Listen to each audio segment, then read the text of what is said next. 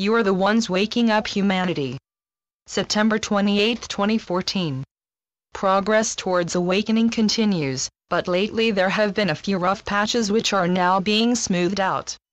The numbers of those who have started taking part in world peace meditations has increased enormously over the last few months, and the effect of that is powerful and exhilarating.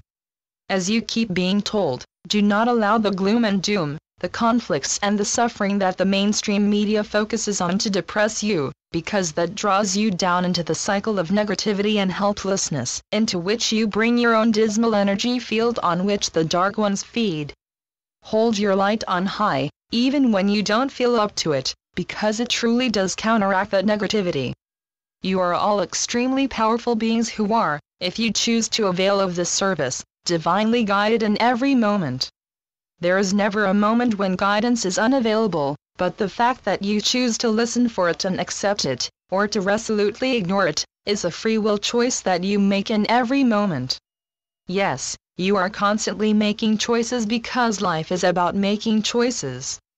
They can be creative, inspired, and uplifting, or you may be practically unaware that you are making any at all. As humans, that may not be what you are experiencing, and that is because you have chosen to bury yourselves in the distractions and limitations of your illusory world while remaining unaware of your eternal spiritual nature. You have great power, bestowed on you by your Father when He created you, and you used it to build a very convincing illusion, a dream, and then you got lost within it. But dreams do not last, they are momentary, and you will awaken from it.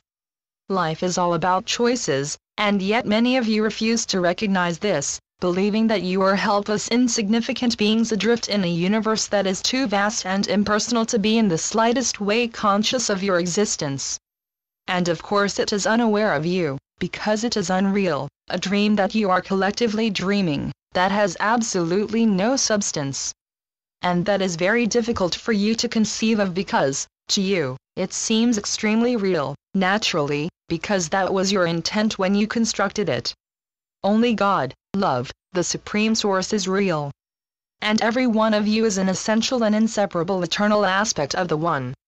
You are all real, the illusion is not, so make the choice and the decision to let it go, let it dissolve, let it drift away and evaporate like morning mist as the sun rises and warms up all in its light. To awaken is your destiny, and to achieve your destiny you must choose to awaken. You cannot escape from choice. Don't forget that not making a choice is also a choice, and that kind of choice can be very painful because it can lead you to believe that you are indeed nothing but helpless and insignificant conglomerations of chemical reactions occurring randomly and without any intelligent purpose in a haphazard and meaningless universe. If you allow them to, your bodies can seem to be all of you, or at least the most important part of you. But they most definitely are not. They are vehicles that you need to inhabit temporarily to experience the suffering and the limitations of the illusion, and that is all. You, the spiritual and eternal sentient being that God created, is vast, but it is unimaginable to you as limited embodied beings. All the spiritual guides, mystics, and channelers stress this enormous gulf between what, as embodied and limited beings, you appear to be and what you truly are, divine beings at one with God.